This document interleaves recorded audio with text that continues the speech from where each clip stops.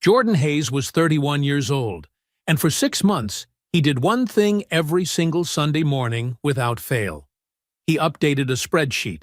Every dollar accounted for, every unnecessary expense cut, every overtime hour quietly converted into a number that kept climbing toward something that mattered. He was a field operations supervisor, not flashy, not wealthy, but disciplined in a way most men never learn to be. He had been with Tanya for 3 years. He believed in her completely. So he saved, and saved, and saved, until the night he walked into that restaurant with a ring in his pocket and everything he had to offer in his chest.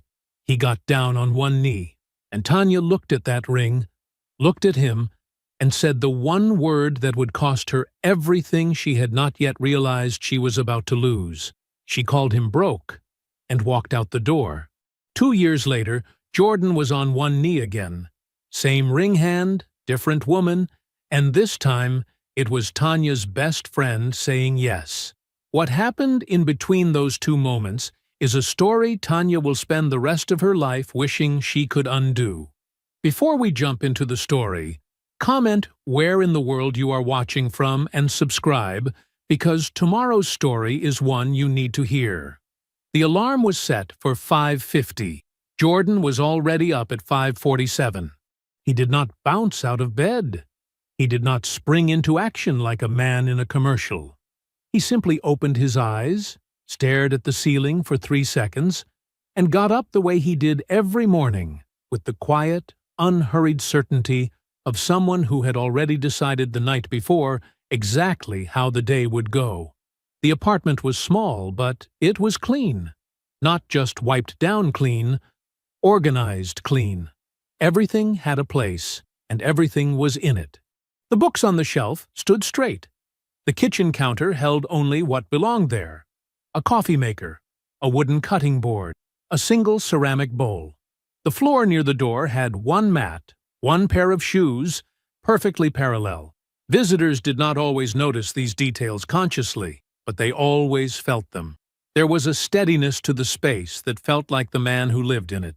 Jordan made his coffee strong and sat at the small table by the window while his laptop opened. Outside, the street was still mostly dark. A delivery truck rolled past. A dog barked once and went quiet. The city was just beginning to wake up, and Jordan was already ahead of it. He opened the spreadsheet. It was not complicated. A single sheet with 2 columns, in and out, and a running total at the bottom that he updated every Sunday morning without fail. He had started it 6 months ago. Nobody knew about it except Aunt Cora, and only because she had called on the 3rd Sunday by accident, and he had been honest with her when she asked what he was working on. She hadn't said much. She rarely did when something mattered. He updated the total. He looked at the number for a moment. Then he closed the laptop and finished his coffee. At work, Jordan moved through the warehouse floor the way water moves through a pipe. Efficient, purposeful, taking the exact shape the situation required. His crew of 14 men respected him in the way that real respect happens, not because someone told them to, but because he had earned it through 18 months of showing up early, explaining his decisions, and never once throwing a subordinate under the bus to make himself look better to management. His warehouse manager, a heavy-set man named Clifton, who had been in logistics for 22 years, had said to a colleague 6 months ago that Jordan was the best floor supervisor he had worked with. He had not said it to Jordan directly. Jordan found out through someone else. He filed that away too. He was good at filing things away. It was a skill that looked like patience from the outside, and it was, but it was also something more than that. It was the instinct of a man who understood that information collected quietly was worth more than information announced loudly. Tanya had come over on Thursday. She came over less than she used to. Jordan noticed. He did not say anything about it yet, because he was not the kind of man who reacted to patterns before he was certain they were patterns. He observed. He waited. He made sure he was seeing what he was actually seeing. On Thursday, she had stood in his kitchen and looked around with an expression that was not quite discomfort, but was not quite ease either, like a woman sitting in a chair that was technically fine, but not exactly to her taste. She had picked up a mug, turned it over in her hands, set it back down. She was wearing an outfit that cost more than Jordan's monthly grocery budget, and she wore it the way she wore expensive things, like it was simply the minimum standard for being dressed. They had eaten dinner together at the small table. Jordan had cooked. The food was good. Halfway through the meal, Tanya had looked up from her plate and said, "Victor got a new car. That black Range Rover, the one with the—" and then described it in detail that suggested she had spent more than a passing moment looking at it. Jordan had nodded and asked a neutral question about her day. She had answered. The evening moved on. Later, washing dishes while she scrolled on the couch behind him, he had heard her mention Victor's car again in the context of a completely different story. He had kept washing the dishes. He filed it away. After work, he opened his sock drawer. The ring box was still there. It was small and dark blue and fit in his palm without any drama. He opened it once, looked at the ring. Simple, clean, a single stone. The kind of thing a man bought when he had saved carefully and chosen with intention rather than impulse, then closed it and put it back. He picked up his phone and called Aunt Cora. She answered on the second ring the way she always did. They talked about small things first. Her neighbor's ongoing war with a raccoon, whether Jordan was eating enough vegetables, a book she had finished that she thought he should read. Then he mentioned the dinner reservation tonight. 3 weeks he'd been holding it.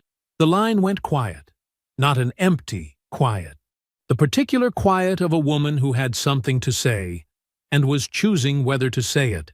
Jordan knew that quiet well. He had grown up with it. He did not press her. He said, "I'll call you tomorrow, Aunt Cora." She said, "Okay, baby." Her voice was careful, soft around the edges in a way it sometimes got when she was feeling something she wasn't ready to name. He set the phone down. He took the ring box from the drawer and placed it on top of the dresser. Then he stood in front of the small mirror above it and straightened his tie, a deep navy, the one he had bought for his last big job interview and kept for occasions that deserved it.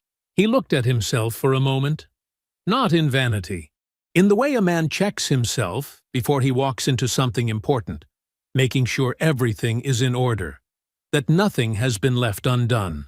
He picked up his keys, left the ring box on the dresser, and walked out the door. The restaurant was called Linden's. It was not a place that tried too hard. Dark wood tables, warm lighting, a menu that changed with the season. The kind of place where the food was the point and the atmosphere followed naturally from that. Jordan had driven past it 6 months ago, looked it up, made a mental note, and called for a reservation 3 weeks back when he decided the time was right. He did not choose restaurants by reputation or price. He chose them the way he chose most things, by paying attention and then deciding deliberately. He arrived 7 minutes early. Tanya was already there. She was seated at the table by the window, the one he had specifically requested, and she was looking at her phone when he walked in. She glanced up, smiled, went back to the phone for another few seconds before setting it face down on the table. It was a small thing. He noticed it the way he noticed most small things, without expression, without reaction. He filed it. "Hey, baby." She leaned up for a kiss when he reached the table. She smelled expensive. Her hair was done, and her earrings caught the light. "Hey." He sat down. "You look nice." "Thank you." She glanced around the room once, briefly, the way a person does when they are cataloging a space against some internal standard. "It's cute," she said. The word was light, casual, but it landed in a specific way, the same way a small stone lands in still water. Not dramatic, just present. Jordan opened his menu. They ordered. The food came out right, seasoned properly, plated cleanly. Jordan ate with genuine appreciation.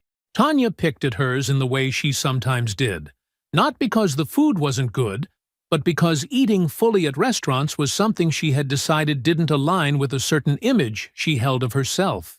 He had noticed this over 3 years, without ever saying anything about it. The conversation moved. Work. A mutual friend's recent move to Atlanta. The weather turning. Normal things. But underneath the normal things, something in the evening felt slightly off-center. The way a table feels when one leg is just a millimeter shorter than the others. Stable enough to use, but impossible to fully ignore. Tanya checked her phone twice. Not urgently, just checked it. The second time, Jordan set down his fork. He reached into his jacket pocket. The box was small and dark blue, the same one that had been in his sock drawer for 6 months and on his dresser for the last 4 hours.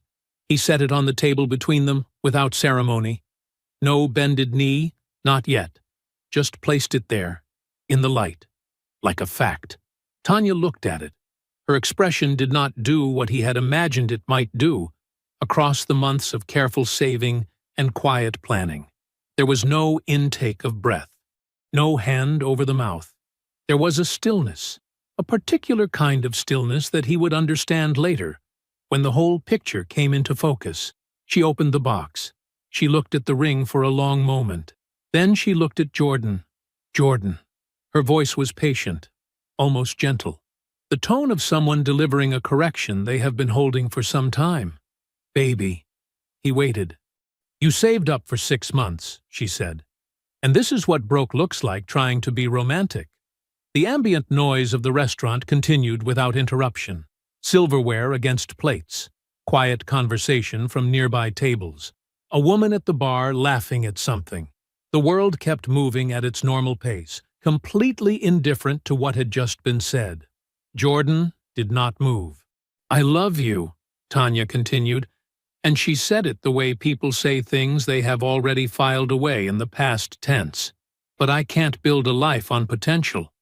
I need someone who is already there. She paused. You're a good man. I just need a different kind of good. She closed the ring box. She set it back down on the table gently, like she was being careful with something fragile. Then she picked up her purse, placed her napkin on the table beside her barely touched plate, and stood up. She left without raising her voice, without a scene. She walked out through the front door, and the warm light of Linden's closed behind her, and Jordan sat at the table by the window alone. He sat there for a while. The server came by, professional and kind, and asked if everything was all right. Jordan said yes and asked for the check. He paid it. He left a full tip. He picked up the ring box, put it back in his jacket pocket, walked to his car, and drove home. He did not turn on the radio. The apartment was exactly as he had left it. Everything in its place. The ceiling light in the bedroom was still off.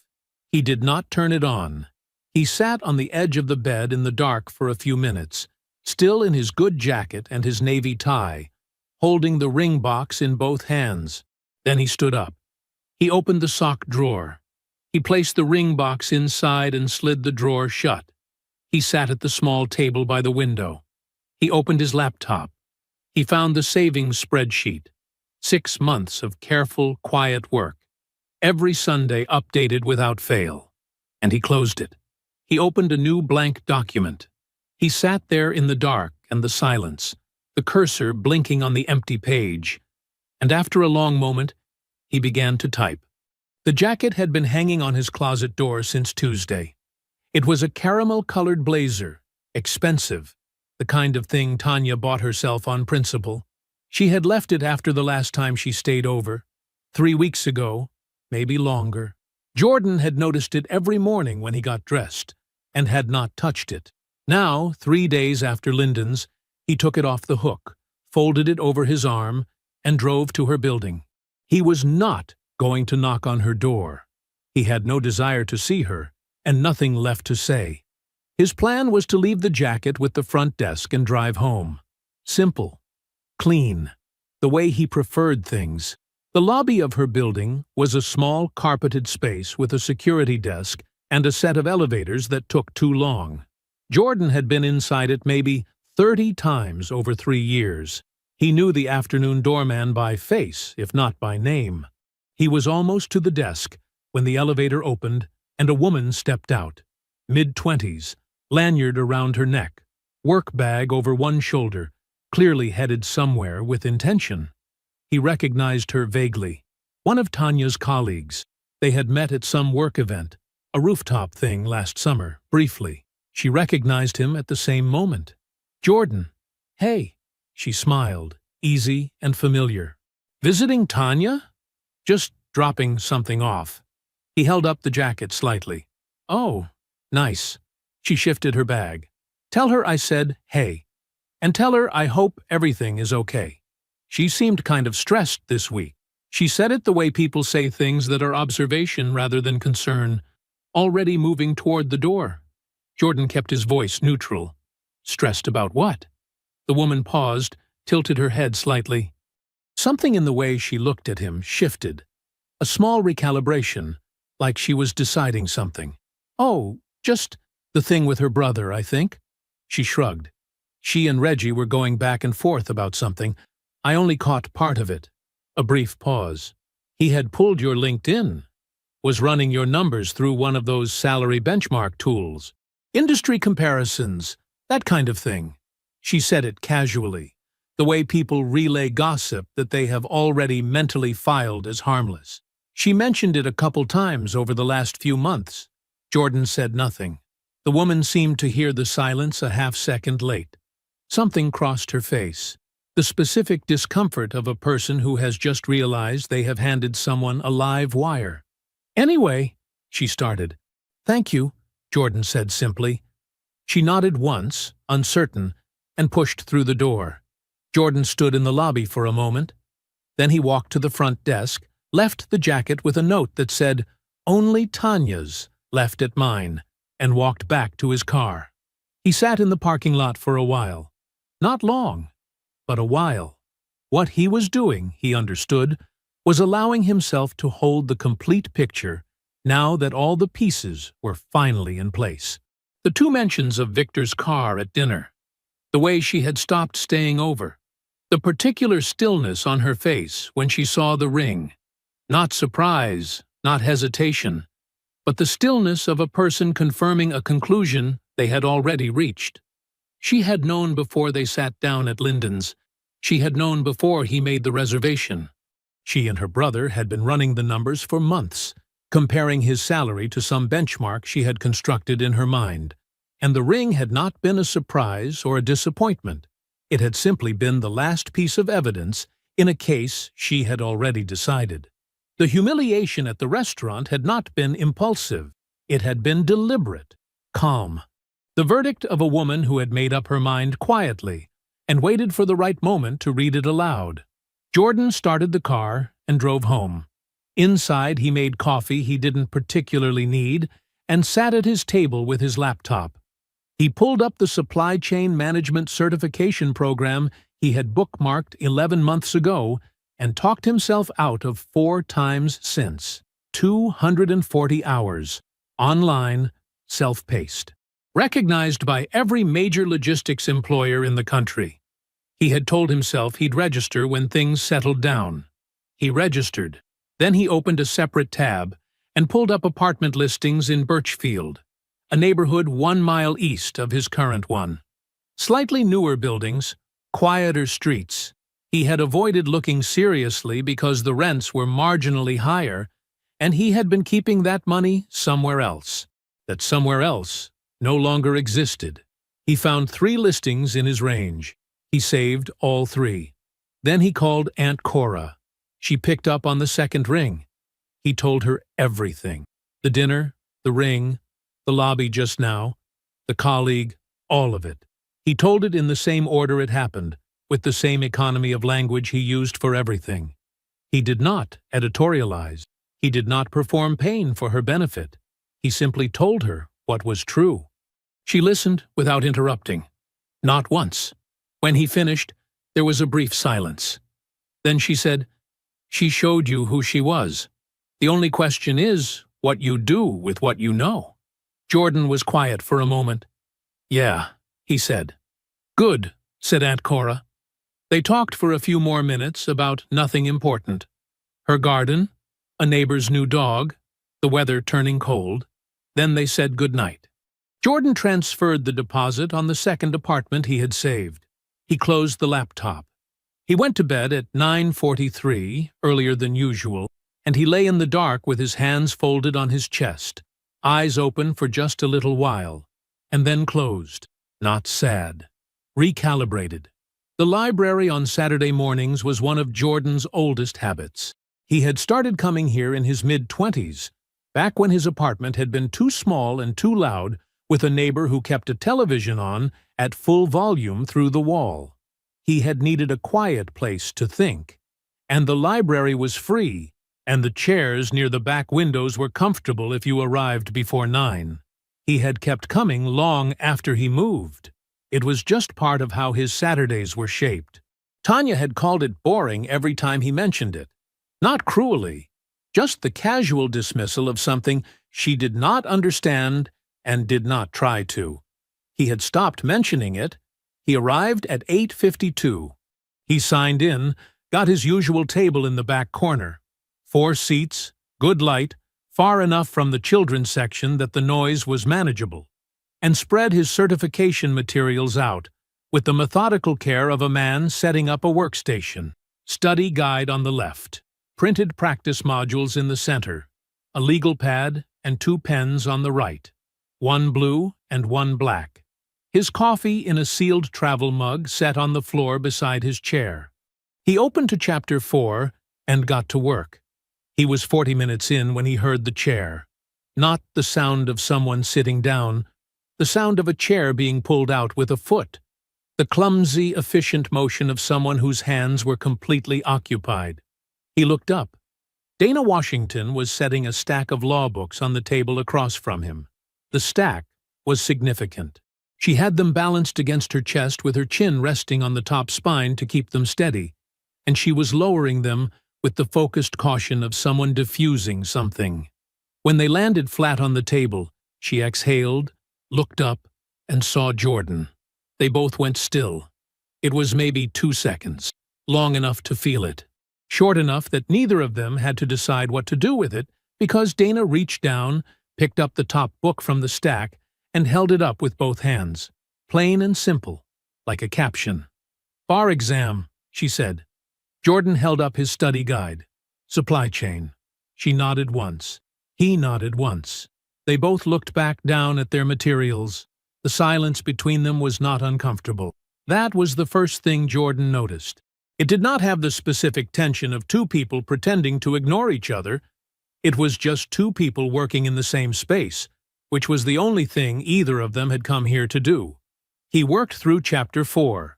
She worked through something with yellow tabs and margin notes so dense they were practically a second document. Outside the tall windows, the morning moved from early to mid. Someone's child was reading aloud near the front. A library cart squeaked past on the other side of the shelves. Jordan was in the middle of a practice problem about freight classification when something slid across the table. He looked up. Dana was already looking back at her book. She had pushed a granola bar, still in the wrapper, oats and honey, the kind from the vending machine near the entrance, to the edge of his side of the table. She did not look up again. She did not explain it. He looked at the granola bar. He looked at her. She turned a page. He picked it up and ate it. They left at the same time, which was not planned. They simply both reached stopping points within minutes of each other, packed up with the parallel efficiency of people who had been doing this kind of thing long enough to do it without ceremony. They walked out through the main doors and into the cool November morning, and somehow, without either of them deciding to, they were walking to the parking lot at the same pace. They talked easily, not about anything that mattered. The air conditioning inside the library, which ran cold even in November, for reasons nobody could explain. Whether the certification was worth the $240 in study hours, Dana thought probably yes. Jordan was reserving judgment. The parking situation on this block, which had gotten worse since the new coffee shop opened on the corner. It was the kind of conversation that costs nothing and asks nothing. Jordan had forgotten, briefly, that it was possible to talk to someone that way. They reached the point where the lot split toward two different rows of cars. Dana stopped walking. She looked at the ground for just a moment, the look of someone choosing words rather than running out of them. For what it's worth, what she said wasn't okay. She said it to the pavement first, then looked up at him. Nobody deserves that. She did not wait for him to respond. She turned, walked to her car, and got in. Jordan sat in his car for a few minutes without starting the engine. He was not thinking about Tanya. He was not thinking about the restaurant, or the ring, or the lobby 3 weeks ago. He was mostly just sitting, which was something he rarely allowed himself to do without a reason. He drove home, made lunch, reviewed his practice modules for another hour. Then he called Aunt Cora. They talked about the certification first. She asked good questions, the kind that required real answers, and he found himself explaining the material more clearly than he had expected to. Then the conversation loosened the way it did when neither of them was in a hurry, and somewhere in the middle of it, without particular weight, he mentioned that Dana Washington had been at the library. Aunt Cora went quiet. Jordan recognized the silence immediately. It was the same one from the phone call the night he told her about the ring. The silence that meant she had something to say and was choosing her words. This time, he asked, "What are you thinking?" Aunt Cora was quiet for one more beat. Then she said, "Keep studying." Jordan almost smiled. "That's all." "That's plenty," she said. The coffee shop they had landed on was not the closest one to either of them. It was not the most convenient, not the cheapest, not the one with the fastest service. It was the one with the corner booth by the window that fit 2 people and a spread of work materials without feeling crowded. And it was the one where the counter staff had stopped asking for their names for the cups, because they already knew them. This was the 4th time. Jordan had ordered first, black coffee, no argument. Dana had ordered a cortado with an extra shot and a glass of water, which the barista had already started making before she finished asking. They had taken the corner booth without discussing it and spread out their things with the same unconscious efficiency they had first discovered at the library 6 months ago. 2 people who worked the same way, finding each other's rhythm without effort. Dana was reviewing a motion response. Jordan was working through a logistics framework for a regional audit his company had scheduled for the following month. Between them on the table, 2 drinks, 1 shared set of napkins, and a comfortable silence that neither of them had to maintain. That was the thing about it. The silence didn't need any work. "This opposing counsel writes like he's being paid by the word," Dana said, without looking up. Jordan glanced over. "Is he?" "Probably." She made a note in the margin, swift and exact. 42 pages for something that should be 12. Some people think more words make a stronger argument. Some people are wrong. She turned the page. Jordan smiled at his laptop screen and said nothing. The certification had come through in March. 9 months of study, 4 practice exams, 1 real one. He had passed with a score he had not expected to mention to anyone, and had mentioned to no one except Aunt Cora, who had asked for the number specifically and then repeated it back to him like she was recording it somewhere. The promotion had followed in June. Not immediately. There had been an interview process, 2 rounds, a panel that included the regional VP he would eventually be reporting to. Jordan had prepared for it the same way he prepared for everything, thoroughly and without performance. He had brought documentation of every metric from the past 2 years of his operations record. He had answered every question directly, without embellishment, without hedging. The regional VP had called him the following week. The offer was better than he had anticipated. He had not accepted it on the call. He had thanked them, asked for 48 hours, and spent those 48 hours reviewing the full compensation structure, the scope of responsibility, and the advancement timeline with the same careful attention he gave every contract. Then he had called back and asked for $12,000 more than the initial offer. They had countered at $8,000. He had taken it. His new apartment was the 2-bedroom he had been tracking for months. Same neighborhood he had moved to after the breakup. One better block. A home office that was just a spare room with a door and good light, but that was enough. He had furnished it slowly and deliberately. Nothing on credit. Nothing decorative that he hadn't chosen himself. The watch was the last thing. A simple steel watch with a clean face and a date window. Nothing extravagant, nothing that announced itself. He had picked it up on a Saturday afternoon in August, tried it on, and bought it without deliberating. He wore it every day. When people asked if it was new, he told them yes, and moved the conversation forward. He had earned it. That was the whole story. Dana had passed the bar on her first attempt. She had called him when the results posted. Not from excitement, or not only from that. She had sounded like someone who had been holding their breath for a long time and had finally, carefully, let it out. He had been in the parking lot of his office when his phone buzzed, and he had sat on the hood of his car in the afternoon heat and talked to her for 20 minutes. She had started at the boutique firm in September. Civil litigation, some commercial work, the kind of environment where you were handed real files and expected to carry them. She was finishing her MBA at night, 2 classes a semester, the same way she had done everything, one careful, committed step at a time. Their texts had become calls somewhere around month 3. The calls had become coffee at month 5. The coffee, this booth, these particular rhythms, had become a thing they did twice a month, then 3 times, then whenever the week allowed. Neither of them had named it. On this particular afternoon, Jordan finished the section he was working on and leaned back for a moment. Dana was still reading, her pen moving in small focused strokes, one elbow on the table and her chin resting in her hand. The afternoon light came through the window at a low angle and settled across the table between them. He looked at her. She looked up.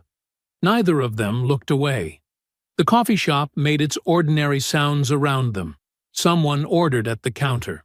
A chair scraped the floor 2 tables over. Jordan and Dana held each other's eyes in the easy, unhurried way of 2 people who already knew, and neither of them said a word. The botanical garden was a 30-minute drive from their apartment, and Jordan made it in 25. Not because he was rushing, because the morning had gone smoothly, and the roads were clear, and sometimes things just line up. He parked and sat in the car for exactly 1 minute. Not nervous, just present. The garden was doing everything October could do. The maples along the main path had gone the deep, urgent red that only lasts about 2 weeks before the wind takes it. The ginkgo trees were pure yellow, the kind of yellow that looks lit from inside. The air was cool without being cold, and the afternoon light came in low and golden the way autumn light always does, like the sun is taking its time on the way down, like it knows the days are getting short, and it is making each hour count. Jordan walked the familiar path slowly. This was the garden he and Dana had visited on their 3rd date. She had mentioned it once, early in their friendship. Just a passing comment, almost nothing. I always meant to go. Never made the time. He had remembered it the way he remembered most things, quietly, completely, without effort. So he had suggested it. She had lit up in a way she tried to keep contained and did not quite manage. They had walked the whole thing that afternoon.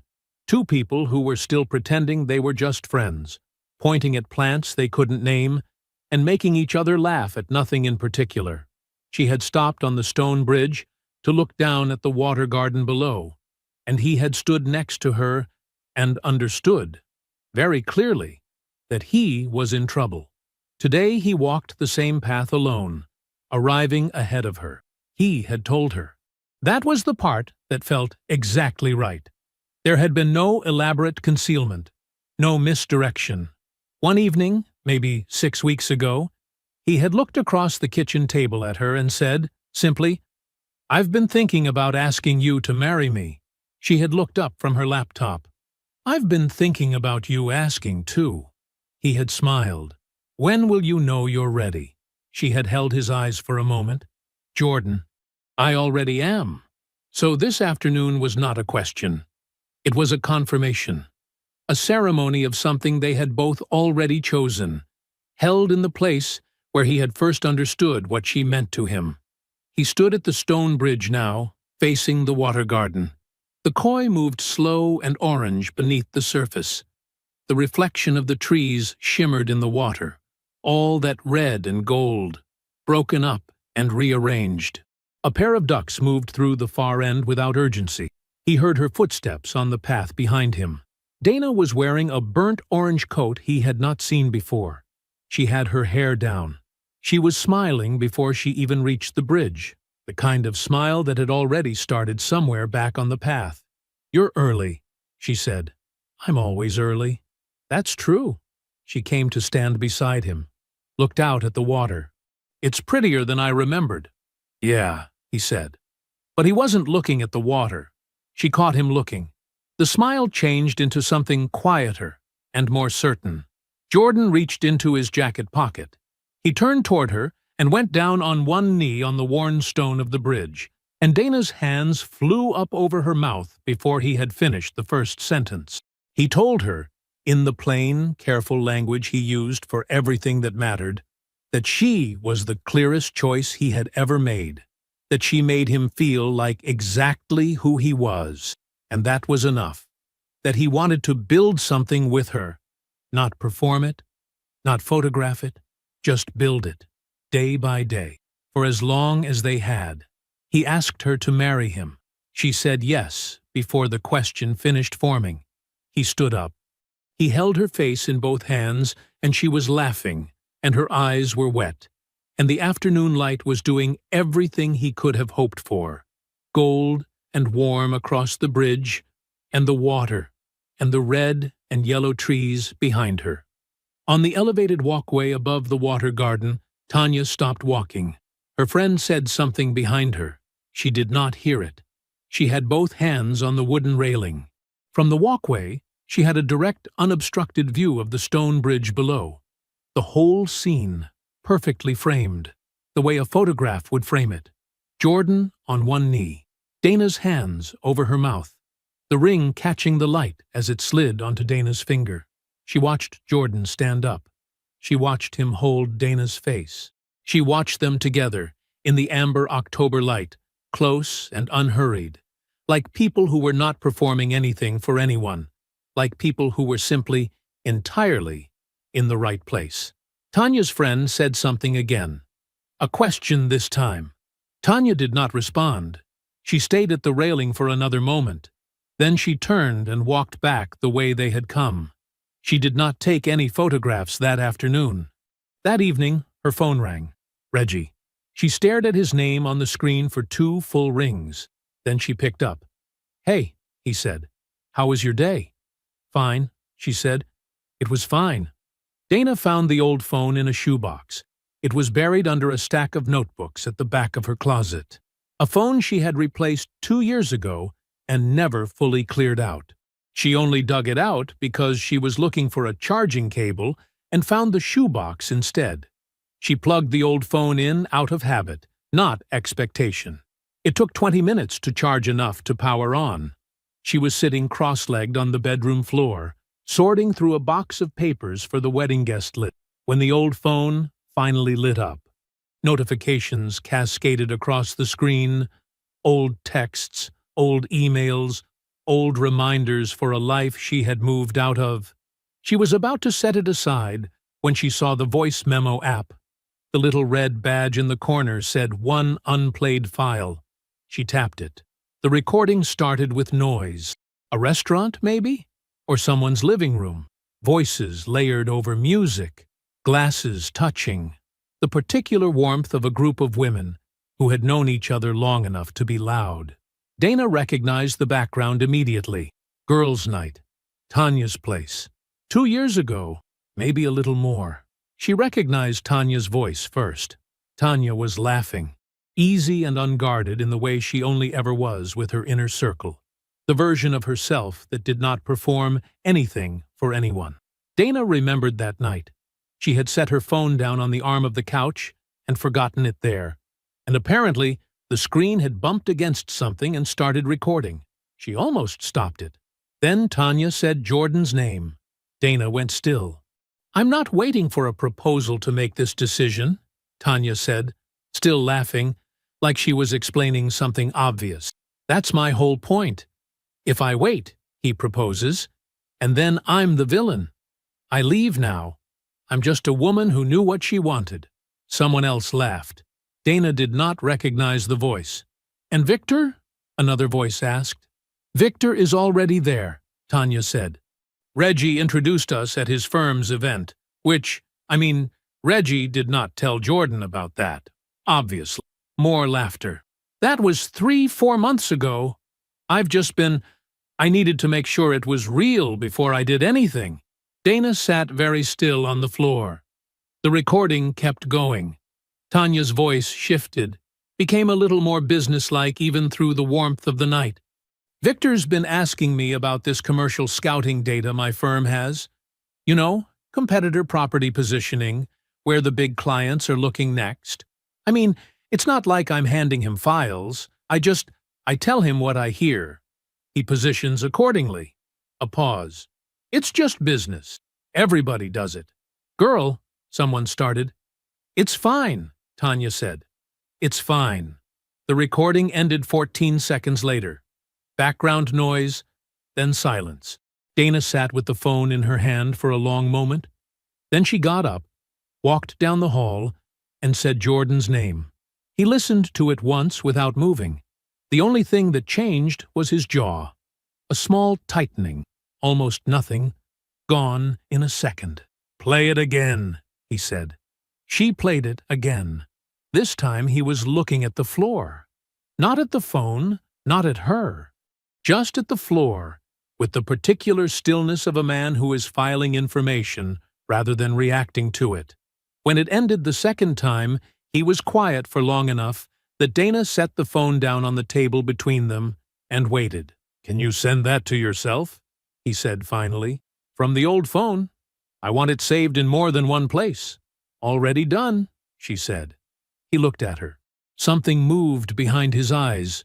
Not gratitude exactly, but recognition, like he was seeing her very clearly. "Okay," he said. That night, they went to bed without talking about it more. Not because there was nothing to say, because they were both people who understood that some things do not need to be processed out loud to be understood completely. The following morning, Jordan called his attorney before 8. 2 weeks later, Reggie requested a meeting. He called it a family conversation. He said he wanted to talk about the engagement, just the two of them somewhere neutral. He was careful and formal in the way of a man who was uncomfortable but not yet sure how uncomfortable he should be. Jordan agreed without hesitation. He picked the location himself, a coffee shop midway between their neighborhoods. Unremarkable. Quiet on weekday mornings. No audience worth performing for. He arrived first. He ordered a coffee and waited. Reggie arrived 5 minutes late, which meant he had been outside for some of those 5 minutes, deciding how to walk in. Jordan recognized it because it was what he would have done himself. Reggie sat down. He had the practiced ease of a man accustomed to negotiating. Real estate had given him that, but underneath it something was working that he was trying to keep off his face. "I want to be straight with you," Reggie started. "I've got some concerns about—" "Reggie." Jordan said his name the way you set something heavy down. Carefully, without rushing. "Let me go first." Reggie stopped. Jordan wrapped both hands around his coffee cup and looked at the man across from him with the calm, level attention of someone who has organized his thoughts in advance and sees no reason to waste either of their time. He told him about the salary research, the LinkedIn comparisons run through industry tools, the months of quiet calculation that Reggie had fed his sister like intelligence briefings, He named the co-worker who had mentioned it in a building lobby without realizing what she was confirming. He told him about Victor, the introduction at Reggie's firm event, the timeline, 4 months before the restaurant, 4 months before the ring, 4 months before Tanya looked at him with that patient, pitying expression and used the word broke, like it was a diagnosis. Reggie's jaw tightened, but he did not speak. "And then there's the recording," Jordan said. He did not raise his voice. He did not lean forward for emphasis. He simply told Reggie what was on it. Tanya's voice, unguarded, describing the intelligence she passed to Victor's development company. Competitor property scouting data, positioned as nothing, just business. He let the silence sit for a moment. "That recording is with my attorney," Jordan said. "I am not coming after your family." "That is not what this is, but I need you to understand something clearly, Reggie, because I think you actually care about your sister, even if you went about it wrong." He paused. "Victor will not protect her. When the consequences for what's on that recording arrive, and they will arrive because they are already in motion, he will give her name without hesitating. That is who he is. That is who you introduced her to." Reggie was looking at the table now. "She needs a lawyer," Jordan said. "A good one. Not a friend's cousin. Someone who actually handles this kind of exposure." He picked up his coffee. "That's all I came to say." He stood, left a bill on the table for both their coffees, and walked out. Reggie sat in that coffee shop for 11 minutes before he moved. Then he drove directly to his sister's apartment across town. He did not call first. His car was still in her parking lot at 10:30 that night. 11. Midnight. Her lights stayed on past midnight. The letter Jordan's attorney sent to Tanya's firm was 4 paragraphs long. It did not name the recording. It did not quote it. It simply noted, in the careful, measured language of someone who knows exactly how much weight each word carries, that the firm may wish to conduct an internal review of certain client information protocols and the handling of proprietary competitor data by current staff. It referenced a specific time window. It referenced commercial real estate activity. It said nothing else. It did not need to. Tanya was called into HR on a Thursday morning, 9 days after the letter arrived. The HR director's name was Patricia. Tanya had always liked Patricia. Professional, fair, the kind of woman who kept a box of tissues on her desk without making it feel like a warning. That morning, the tissues felt like a warning. There was another woman in the room, someone from the firm's legal department. She had a legal pad and a pen, and she used both. The questions were careful, methodical.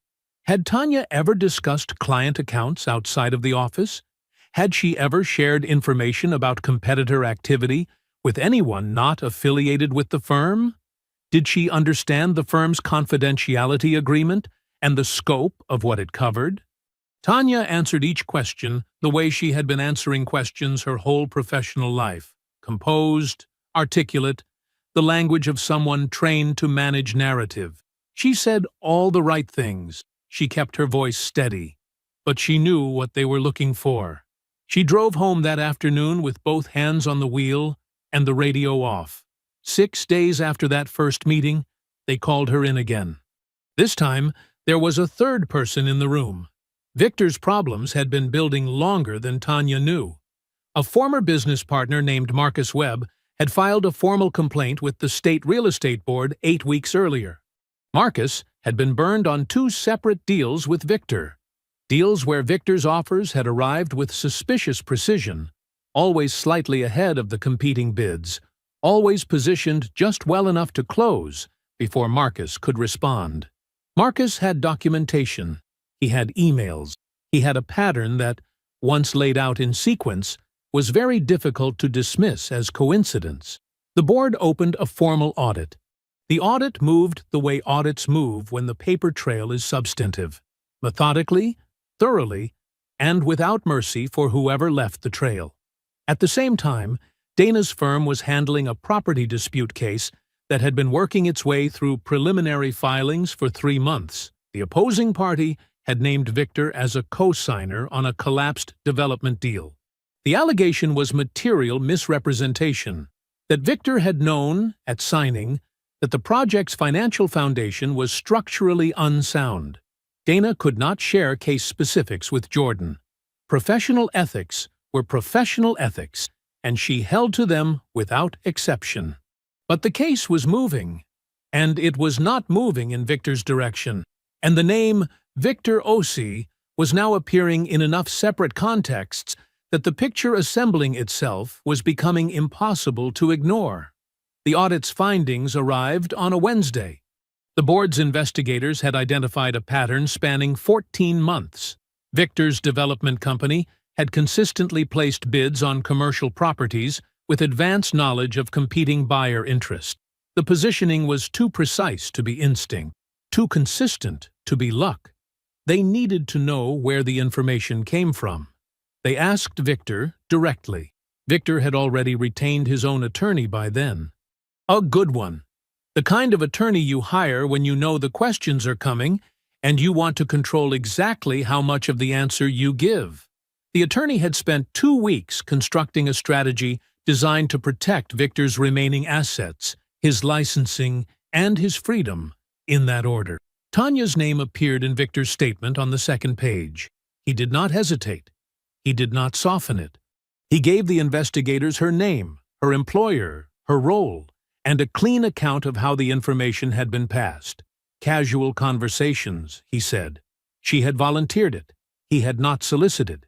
He framed it with the practiced precision of a man who had already decided who was going to absorb the weight of this and made his peace with that decision long before anyone asked him to make it.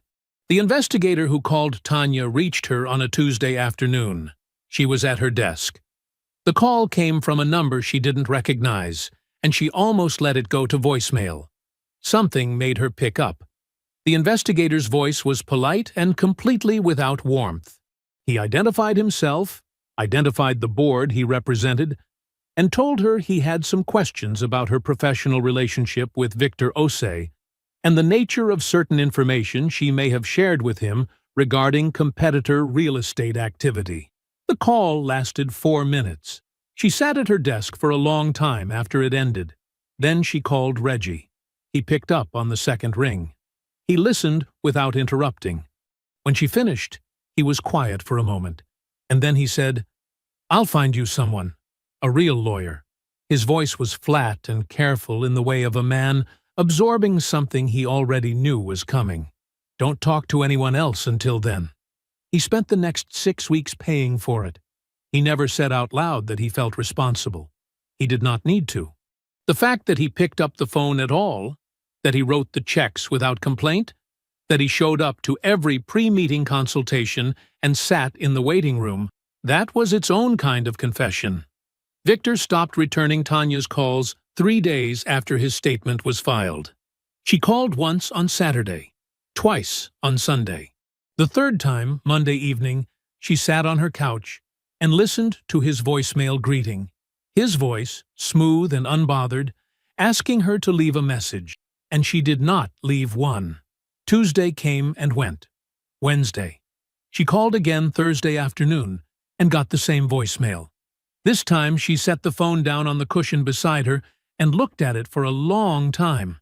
The apartment around her was quiet, tastefully furnished, carefully curated, everything in its right place. The kind of space that photographed well. The kind of space that looked, from the outside, like a woman who had exactly the life she wanted.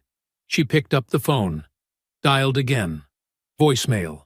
She set it down. The morning arrived the way good things often do, quietly, without announcement. The sky outside the venue's tall windows, the pale gold of early autumn. Jordan was already dressed by 8.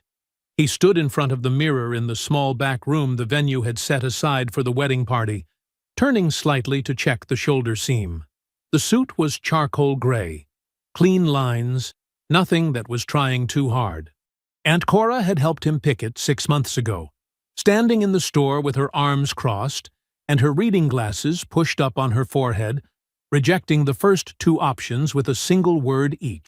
No. No. When he put on the third, she had tilted her head and said, "That one." And that was the whole review. She had also made him steam it 3 times this morning. "It looks the same as it did the first 2 times, he said, holding the steamer. "Then it won't hurt you to do it again," she said, and handed him back the steamer. He did it again. Dana's grandmother's dress was ivory, with simple cap sleeves and a fitted waist that the seamstress in her aunt's neighborhood had altered from a photograph. An old one, slightly overexposed, the grandmother young and smiling in a way Dana had inherited entirely. The seamstress had gotten every measurement exact. The dress fit like it had been made for Dana in the first place, which was, in its own way, exactly true. When Dana walked into the ceremony space, Jordan stopped breathing for a full second. Not in a dramatic way. Not in the way of a man performing a reaction for an audience. Just stopped. 1 second, then started again. The ceremony was small. 43 people. Every one of them chosen. The officiant was a friend from Jordan's community college days who had gotten ordained online and practiced his remarks in front of his bathroom mirror for 2 weeks because he understood the weight of the thing he had been asked to do. He did not fumble a single word. The vows were written by Jordan and Dana separately and read to each other for the first time at the altar. Neither of them had let the other see them beforehand. Jordan's were 7 sentences. Dana's were 9. Both of them had to stop once. Aunt Cora sat in the front row, with a handkerchief already in her hand. Her toast came at the reception, after the meal, before the music. She stood up without being introduced. She was not a woman who waited to be called upon, and she held a small index card that she did not look at once. She said, "Jordan's mother was my sister. She raised that man on a teacher's salary and a set of values that could not be bought and could not be taken. And she did not live to see this day. And I am going to feel that every day for the rest of my life." She paused. "Dana, I knew what you were made of the first time Jordan said your name. He only said it once. That was enough." Another pause. "Take care of each other. That is the whole speech." She sat down. The 2 groomsmen at the head table both found something very interesting to look at on the ceiling, until they could trust their faces again. Dana's mother was not even trying to hold it together. Jordan looked straight ahead, jaw tight, and pressed his thumb against the inside of Dana's wrist, very lightly, once. Dana turned her hand over and held his. The gap between the ceremony's end and the guest's arrival at the reception hall was 20 minutes. The venue coordinator used it to reset the room, adjust the centerpieces, confirm the catering timeline. She did not notice Tanya Price come through the side entrance until Tanya was already inside. Tanya spoke first.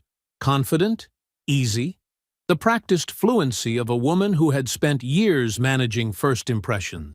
She said she had attended an event here 2 months ago and believed she had left a wrap in the coat room. The coordinator, already moving in 3 directions at once, gestured toward the back hallway and told her to check the lost and found. Tanya did not go to the coat room. She drifted instead toward the entrance of the main hall, where the tables were set and the candles were lit, and the whole evening was arranged and waiting. She stood just inside the doorway, out of the direct path of the staff, and she looked at the room that had been built around 2 people she knew. She was still standing there when the doors opened and the wedding party came through. Reggie saw her first. He stopped walking. The person beside him almost walked into him.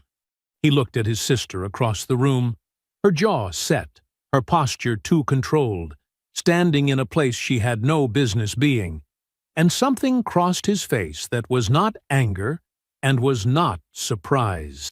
It was the look of a man watching the last consequence of a very old decision arrive on schedule. He did not move toward her. 3 other faces in the arriving crowd registered the same recognition: Marcus, Keisha, and Priya, all mutual friends who had been present the night of the original breakup, all of whom had spent 2 years quietly updating their understanding of who Tanya Price actually was. Their reactions were small, a shift in posture, eyes that found each other for half a second, and looked away. Dana's mother had not been there for the breakup. She had only heard about it. But she was a woman who read rooms the way Aunt Cora read rooms, and she went still the moment she entered, her eyes finding Tanya's position in the same way a hand finds a splinter, not looking for it, simply locating the thing that does not belong.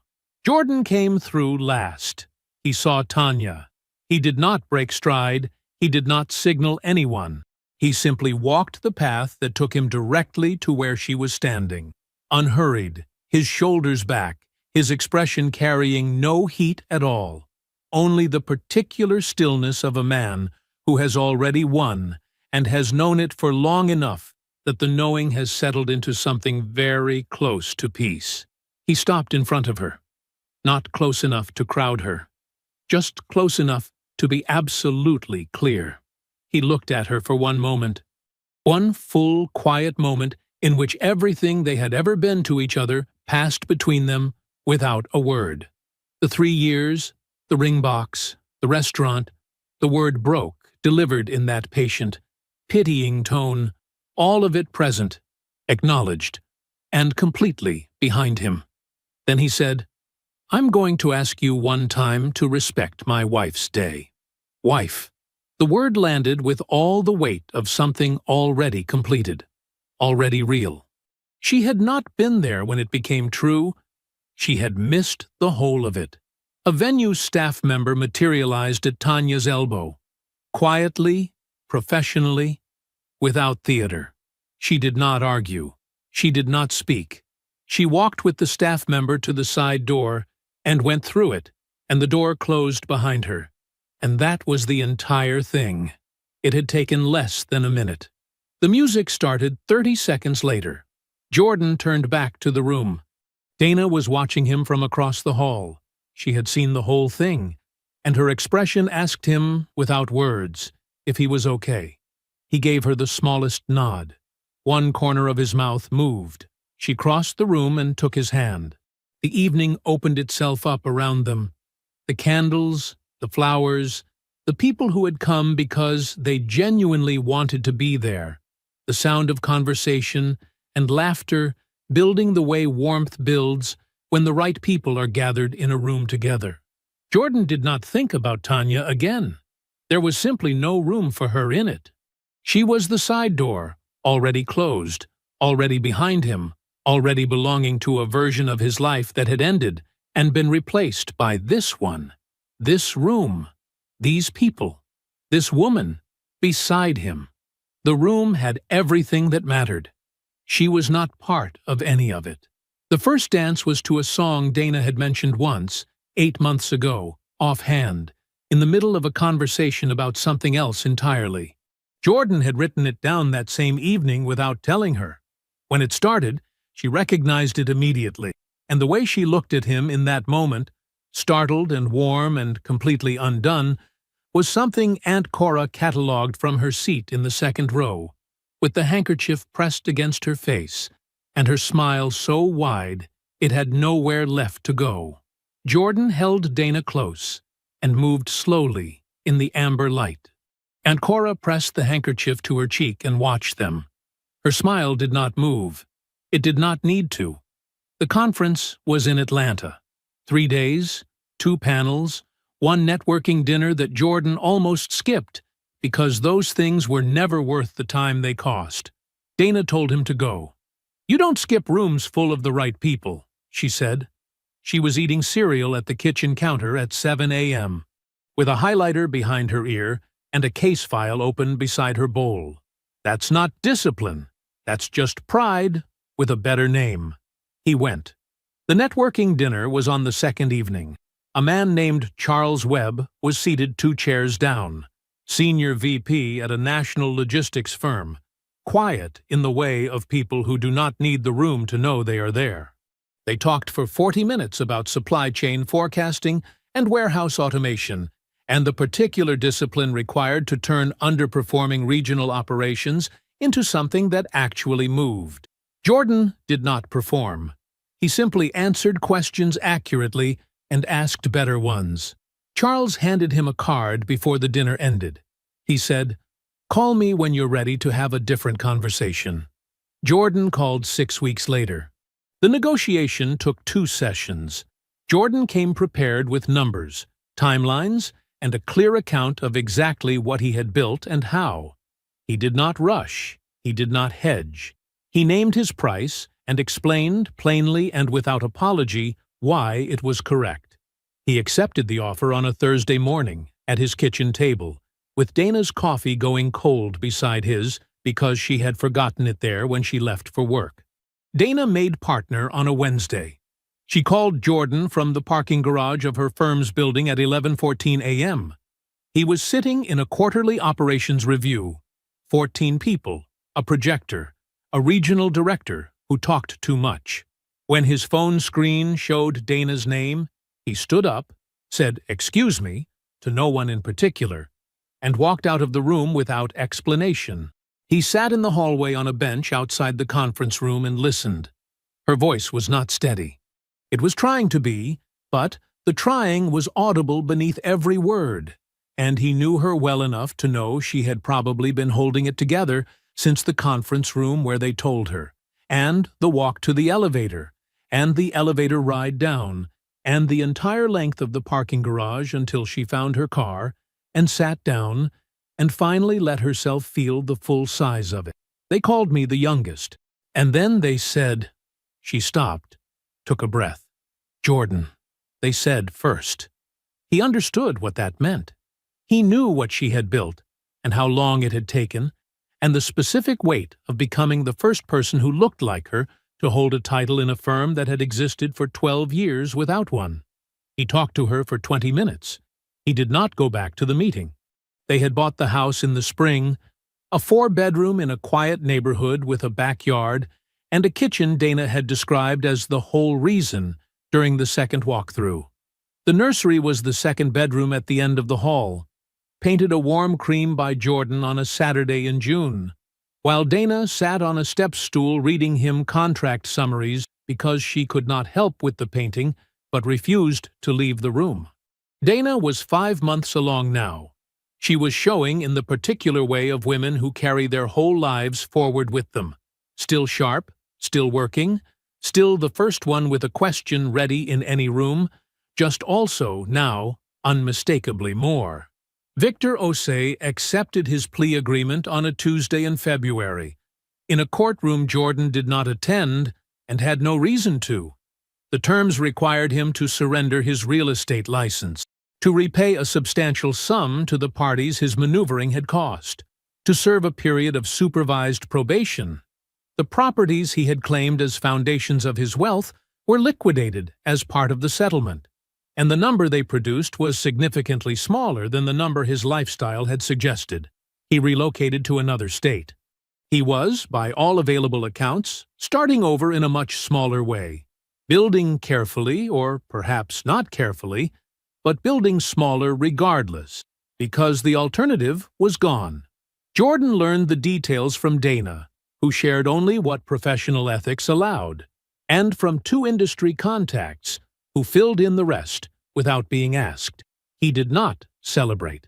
He simply closed the file in his mind the way he closed completed spreadsheets, with the clean, quiet satisfaction of a man who had documented everything and waited patiently for the math to finish its own work. Tanya's process concluded with a fine, rather than criminal charges. Her attorney had argued, not entirely without merit, that she had not fully understood the implications of what she passed along. The firm handled her departure quietly, a lateral move on paper, a full removal of client access beneath it. The accounts she managed were reassigned. Her title stayed. Everything under it was gone. She relocated. She told people it was a fresh start. It was, but not the kind she had designed. Jordan found the original ring while unpacking the last of the boxes from the old apartment. He held it for a moment. He thought about the restaurant, the bill he paid alone, The drive home in silence. The word broke, delivered in that patient, pitying tone, by a woman who had already made her decision months before she said it out loud. He thought about a library table, 2 stacks of books, a granola bar slid across without ceremony. He put the ring in a small envelope with a short handwritten note. "I thought you might want this back. It was paid for." He mailed it to her forwarding address in the new city. He did not wait for a response. He did not think about whether one would come. He walked back inside his house and washed his hands at the kitchen sink. And that was the end of it. The baby slept in the late afternoon light. The nursery was warm and still, the cream walls holding the last of the October sun the way a cupped hand holds water, gently, briefly, for exactly as long as it could. Jordan stood in the kitchen doorway. Through the dining room he could see Dana at the table, her laptop open, a case file spread to her left, her coffee sitting at her elbow in the particular state of forgotten that meant she had been fully inside a problem for a while. Her highlighter was behind her ear. Her feet were tucked under her on the chair. She looked up. Something crossed her face, some thought, mid-formed, something she had just found in whatever she was reading, and she laughed. A quick, real, unperformed laugh, the kind that doesn't wait to check if anyone is watching. It traveled down the hall and found him before he even moved toward the doorway. I hope you enjoyed that one. Be sure to like the video and subscribe so you don't miss the next story. I've picked out 2 more for you that I think you'll really like.